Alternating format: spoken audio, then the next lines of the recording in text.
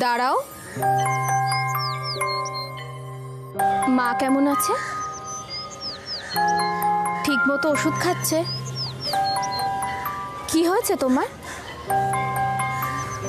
আমার উপর রাগ হয়েছে? তাহলে আমার সাথে কথা না বলে চলে যাচ্ছিলে যে?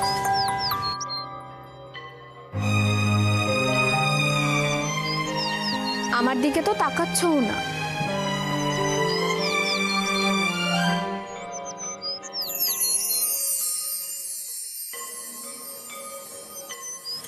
মা তোমার সাথে কথা বলতে না করেছে। কেন? মা বলেছে শহরের লোকেরা নাকি খুব দুষ্টু হয়। তাই বুঝি? আমাকে দেখে তোমার দুষ্টু বলে মনে হয়? আমি বলিনি, মা বলেছে। মায়ের কথা শুনে চলা উচিত। কিন্তু আমিও যে তোমাকে একটা কথা দিয়েছিলাম, আমি কিন্তু সেটা ভুলিনি। ও, তুমি লেখাপড়া শেখাবে বলেছিলে। একদম ঠিক। আর আমি যাকে যে কথা দিই সেটা কিন্তু রাখি। তুমি আসবে তো?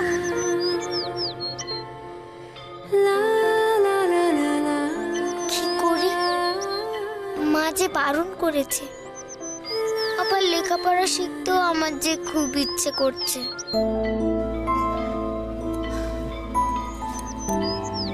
মায়ের কথা শুনবে না পড়াশোনা করবে তাই ভাবছো তো? তুমি কি করে বুঝলে? আমি সব বুঝতে পারি। মা ছাড়া না এভাবে আমার মনের কথা কেউ বুঝতে পারে না।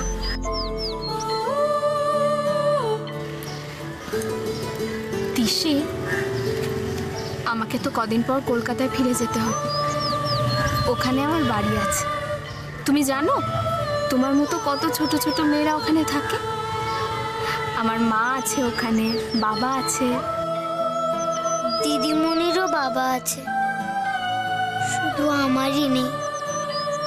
কে জানে বাবা আমায় কবে নিতে আসবে। কি হলো? তোমার বাবার কি মস্ত বড় গাড়ি আছে? না, আমার বাবার তো মস্ত গাড়ি নেই, কিন্তু তুমি যদি চাও তাহলে তোমার হতেই পারে। ওই যে কথায় আছে না, লেখাপড়া করে যে গাড়ি ঘোড়া চড়ে সে। তুমি সত্যি কলকাতায় ফিরে যাবে? ফিরে যেতে তো আমাকে হবেই, তবে এখন না। আগে তোমাকে ভালো করে পড়াশোনা শেখাবো, তারপর। তুমি আসবে তো? এখন না, আমার কটা ফুল বিক্রি করা আছে। ফুল বিক্রি করেই তোমার কাছে চলে আসবো। বেশ, আমি কিন্তু অপেক্ষা করে থাকবো। ঠিক আছে, তাড়াতাড়ি আসবে। এই যাবো আর এই আসবো। সাবধানে যেও।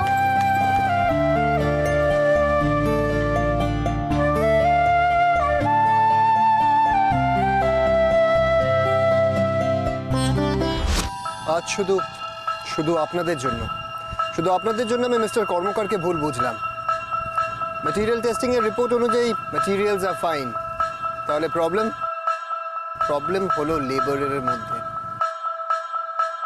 অনেক মানুষ আমাদের কোম্পানির সঙ্গে কাজ করতে ইন্টারেস্টেড, কিন্তু আপনারা যদি প্রজেক্টটাকে এত দায়সারাভাবে হ্যান্ডেল করেন, I am sorry to say, I have to change you on. এবারের মতন আমি আপনাদেরকে এক্সকিউজ করে দিলাম, কিন্তু নেক্সট টাইম আমি টলারেট করব না। অ্যান্ড ওয়ান মোর থিং, কোনো কিছুর বিনিময়ে আমি আমার কোম্পানির রেপুটেশন খারাপ হতে দেব না। I hope you get my point. নিশ্চয়। আপনারা যেতে পারেন।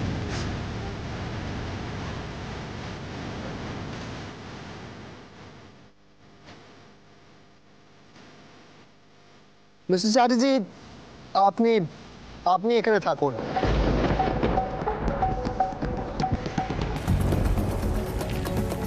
লেবাররা কেমন আছে? বেটার স্যার, দিন কয়েকের মধ্যে ওদের ছেড়ে দেওয়া হবে।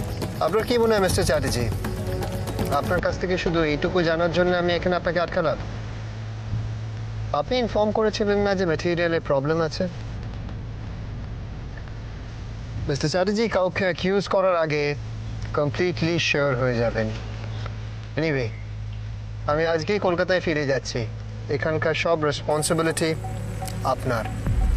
কোনো প্রবলেম যদি হয় সেটার জন্য আনসারেবল শুধু আপনি থাকবেন। And the most important part, এখানকার প্রত্যেকটা ইনসিডেন্টের আপডেট আপনি আমাকে দেবেন।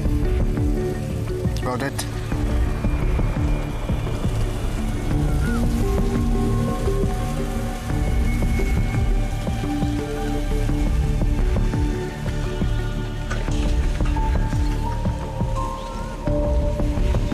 স্যার একটা কথা বলবো। বলুন।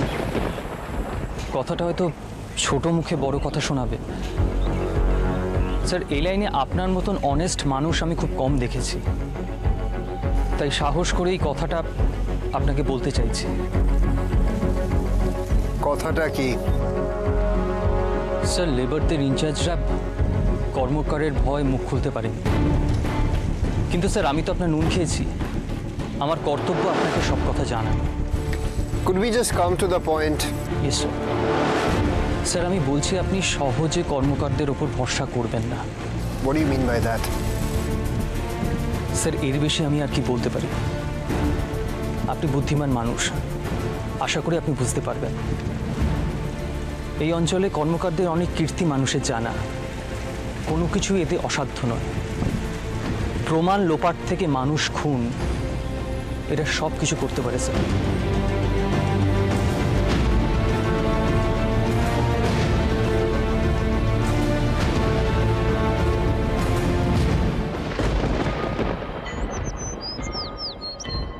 নমস্কার দিদিমণি, নমস্কার। শুনলাম আপনি নাকি আমাদের গায়ের মেয়ে বউদের কি সব উন্নয়নের কাজে এসেছেন শহর থেকে। তার মানে তো আপনার অনেক বিদ্যা, বুদ্ধি, জ্ঞান। সেগুলো আপনার খুব একটা কাজে লাগবে বলে তো আমার মনে হয় না। নমস্কার। এই দাঁড়ান, দাদা কথা বলছে তো, আপনার সাহস তো কম নয়। আপনাকে যেতে বলেছে যে আপনি চলে যাচ্ছেন।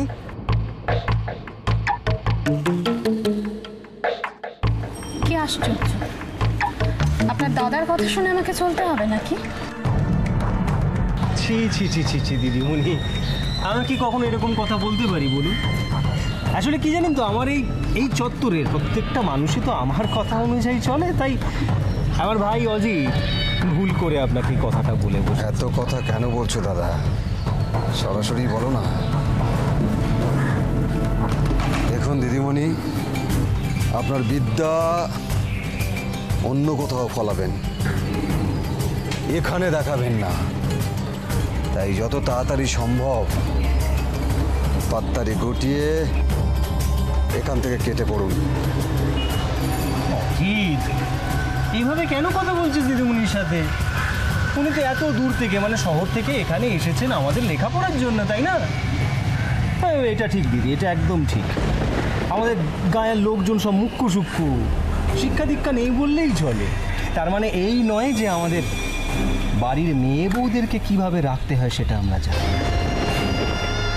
তাই বলছিলাম ম্যাডাম, এই ব্যাপারে নতুন করে কিছু শেখবার আমাদের কিছু প্রয়োজন।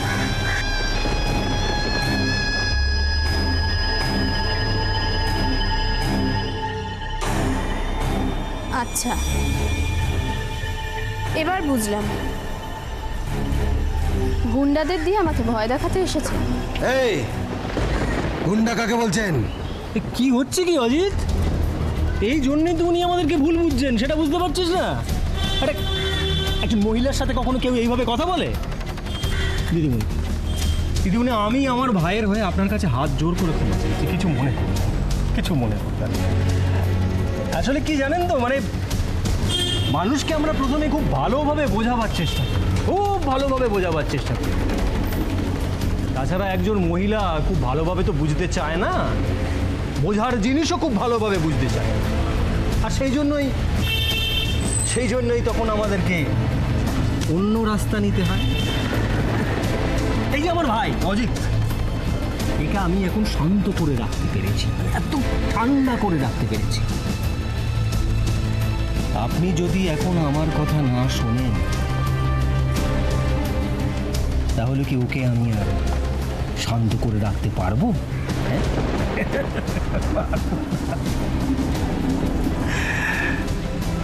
আপনি কি আমাকে হুমকি দিচ্ছেন? ছি আপনি কি বলছেন? না না, কি বলছেন? আমি আপনাকে শুধু ঠান্ডা মাথায় বোঝাবার চেষ্টা করছি। আমাদের গাঁয়ের মেয়ে বউরা ঠিক আগে যেমনটি ছিল তেমনটি থাকতে দিন না। আবার শুধু শুধু লেখাপড়া এইসব ঝামেলা বাড়িয়ে কেন হাঙ্গামা বাড়াতে চাইছেন? সব কিছু কি আর সবার জন্য দিদিমণি? তবে হ্যাঁ, এই গ্রামের দরজা কিন্তু আমাদের সবার জন্য খোলা। এই যে আপনি অনেক দূরের কোন শহর থেকে এখানে এসেছেন, ভালো তো, খুব ভালো। এখানে আনন্দ করুন, ফুর্তি করুন, খান দান, ঘুরে বেড়ান, প্রকৃতির দিকে তাকিয়ে থাকুন, সব ঠিক আছে। আবার সময় মতো শহরে ফিরে যান। তাহলে কি করবেন? দেখুন দিদিমণি, একটা কথা আপনি ভুলে যাবেন, আপনি কিন্তু একজন একা মেয়ে মানুষ। বলছিলাম, অচেনা অজানা জায়গায় এইভাবে এতদিন থাকাটা কি আপনার পক্ষে খুব নিরাপদ হবে? আমাকে এসব ভয় দেখিয়ে কোনো লাভ হবে না। ভয় সেই পায় যার হারানোর কিছু থাকে। আমার আর নতুন করে কিচ্ছু হারানোর নেই, এমনকি নিজের প্রাণটাও নয়। তাই অন্যায়ের বিরুদ্ধে লড়তে আমি মরতেও পারি।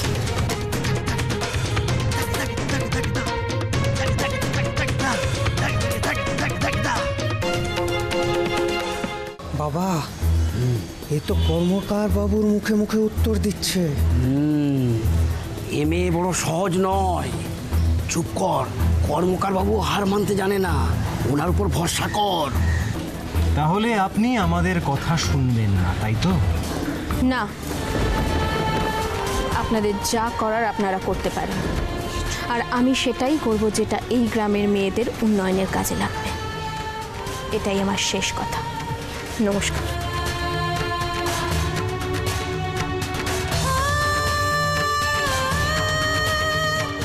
ওর উত্তরের জবাব আমি দিয়ে আসছি। দাঁড়া, এখন কিচ্ছু নয়।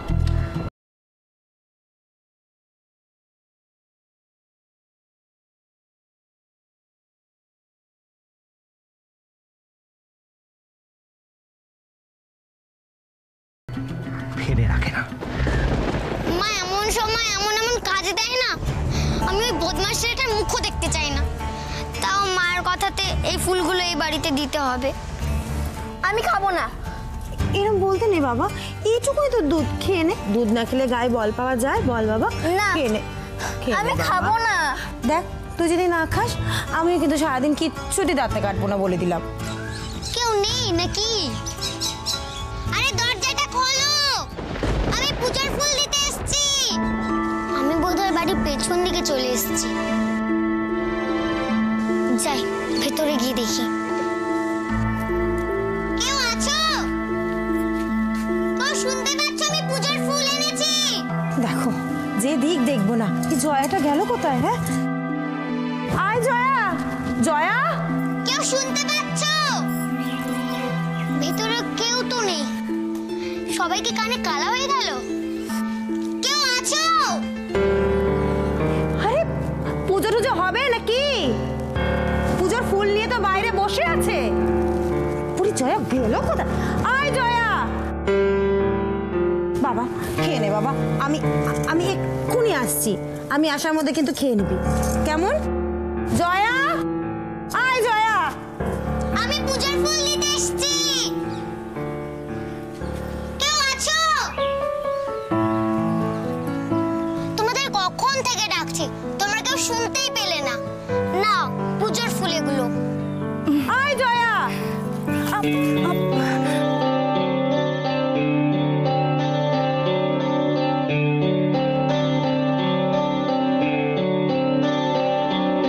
এটা ওই মেয়েটারই গলা না? ও এখানে কি করছে? কি গো, ভালো করে ধরেছো তো?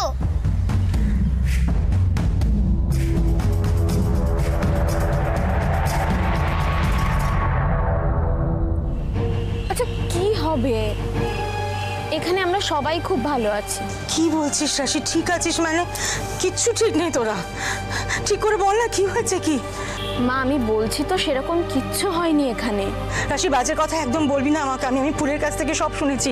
তোকে কারা হুমকি দিতে এসেছিল, তুই বাথরুমে ছিলিস, আমি তখন ফুল ফোন ধরেছিল, আমি সব শুনে নিয়েছি। রাশি বল না আমাকে সত্যি করে কি হয়েছে। উফ, এই ফুলকে নিয়ে আমি সত্যিই পারি না। কি দরকার ছিল তোমাকে এইসব কথাগুলো জানানোর? কথাটা বোঝার চেষ্টা কর। ফুল আমাকে বলতে চাইনি। শোন রাশি, ফুলকে আবার কিছু বলতে যাস না। আমি জোর করেছি তাই আমাকেও বলেছে। মা আমি তো তোমায় বলছি সেরকম কিছু হয়নি। তুমি প্লিজ শুধু শুধু চিন্তা করো না। ও রাশি, ওখানে কি অনেক কাজ বাকি? তুই ফিরবি কবে রাশি? যাবো, আসলে এই তো সবে এলাম মা, এখনো একটু সময় লাগবে, অনেক কাজ বাকি। আর দেখো না, এই কমলা বা ওদের বয়সী মেয়েরা যারা এরকম সমস্যায় ভুগছে তাদের এই অবস্থায় ফেলে রেখে কি করে যাব বলো তো? তুমি জানো কমলার শ্বশুরবাড়ির লোক এত খারাপ, ওকে দিনের পর দিন মারধর করতো, খেতে দিত না। ওইটুকু একটা বাচ্চা মেয়ে কি কি সহ্য করেছে আমি তোমাকে কি বলবো মা। হ্যাঁ রে, ওই যে এসেছিল কি ওই শ্বশুরবাড়ির লোকজনই এসেছিল বোধহয় না? হ্যাঁ, তবে তুমি ওই নিয়ে ভেবো না, সব লড়াই তো আর অত সহজ হয় না, বাধা বিপত্তি তো আসবেই। একটা কথা ভালো করে বোঝ রাশি, একটা অজানা অচেনা জায়গা, যদি আবার কোনো বিপদ আপদ হয়, আমার না সারাক্ষণ এই চিন্তা হয়ে যাচ্ছে রাশি। বলছিলাম অচেনা অজানা জায়গায় এইভাবে এতদিন থাকাটা কি আপনার পক্ষে খুব নিরাপদ হবে? হ্যাঁ রাশি, কি হলো, চুপ করে আছিস কেন? কি আবার হবে মা? আমার ওপর তোমার ভরসা নেই? ওটাই তো আমার একমাত্র সম্বল রে মা। তোকে পেটে ধরেছিলাম, আমার জীবনের সবচেয়ে বড় গর্বের ঘটনা তো সেটাই রে মা। কি যে বলো না মা, আমাকে এই পথে চলতে তো তোমরাই শিখিয়েছো, তোমাদেরকে দেখেই তো আমি শিখেছি মা। না রে রাশি, বিশ্বাস কর তোকে নিয়ে আমার গর্বের শেষ নেই রে মা। শুধু আমরা কেন, বিক্রমপুরের ও রাশি দেখ, কথায় কথায় বলতে ভুলে গেছি, এই গোপাল কাকা বিক্রমপুরে এসেছিলেন। তাই? ওখানে সবাই কেমন আছে? ভালো আছে, তোর সঙ্গে দেখা হলো না, খুব আক্ষেপ করছিলেন। আর তোর এইখানকার ছেলে মেয়েগুলোর হাতে সেই কাজ, ওই কাগজ কেটে কেটে সব বানিয়েছে, সব দেখে খালি বলছিলেন তোর ছোটবেলার কথা মনে পড়ে যাচ্ছে। তুই সেই বানাতিস না কাগজ কেটে, মাটি দিয়ে অনেক কিছু গড়তিস, বলছে যে রাশির ছোটবেলার কথা মনে পড়ে যাচ্ছে। আরেকটা কথা কি জানিস তো, যাওয়ার সময় বলছিল যে রাশি একদম নিজের মতো করেই ওর মেয়েদের তৈরি করেছে। মা তোমাকে তো একটা কথাই বলা হয়নি। তুমি জানো এখানে একটা বাচ্চা মেয়ের সাথে আলাপ হয়েছে, ওর হাতের কাজও খুব সুন্দর, ওই কাগজ কেটে কেটে ছোট ছোট সুন্দর সুন্দর ফুল বানায়। ওর পড়াশোনা করার খুব ইচ্ছে গো, কিন্তু ওর মা এত গরিব আর অসুস্থ, তো তাই ওকেই বাড়ি বাড়ি গিয়ে ফুল বিক্রি করতে হয়, সময় পায় না পড়াশোনা করার। কিন্তু মা যেটুকু টাকা পায় ওই ফুল বিক্রি করে সেটা দিয়ে ওদের সংসার চালায়। একটা অদ্ভুত জিনিস, মেয়েটা ওইটুকু ছোট হলে কি হবে, ওর ভীষণ বুদ্ধি, ওর মধ্যে একটা ব্যাপার আছে মা, আমি না তোমাকে বোঝাতে পারছি না, খুব ভালো মেয়ে মা। হ্যালো মা, তুমি শুনছো আমি কি বলছি? শুনছি কি রে, দেখতে পাচ্ছি। কি? অপু হারিয়ে যাওয়ার পর থেকে এই 7-7টা বছর ধরে তোকে এভাবে কথা বলতে শুনিনি।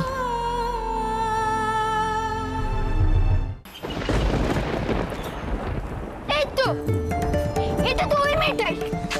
তুই তো আগের দিন আমাকে মেরেছিলিস, তুই আমাকে মেরেছিলিস।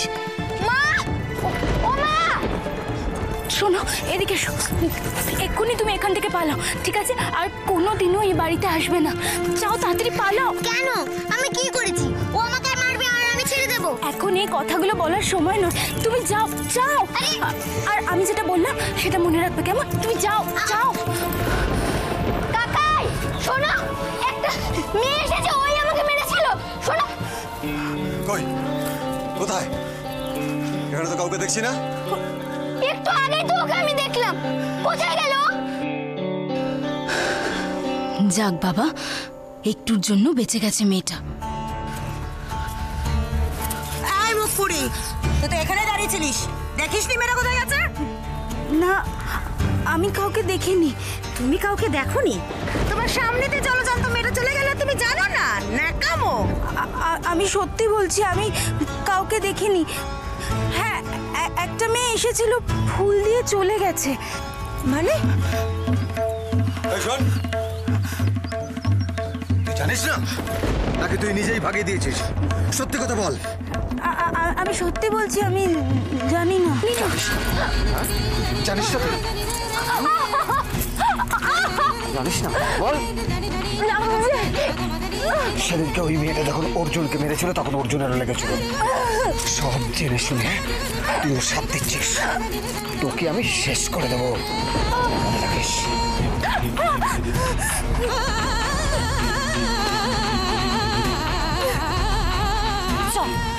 তুমি দেখিস নি? তুই কোথায় চলে গেল? তোর সামনে দিয়ে গেল, তুই দেখতে পাসনি? ঠিক এসেছিল তো? হ্যাঁ, সত্যি বলছি, আমি ওকে দেখেছিলাম। বিশ্বাস করো। আমি কোথায় গেল? আমি বুঝতে পারছি না।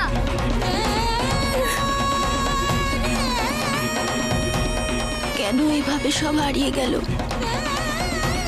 কেন আমার সাথে এরকম হয়? কেন?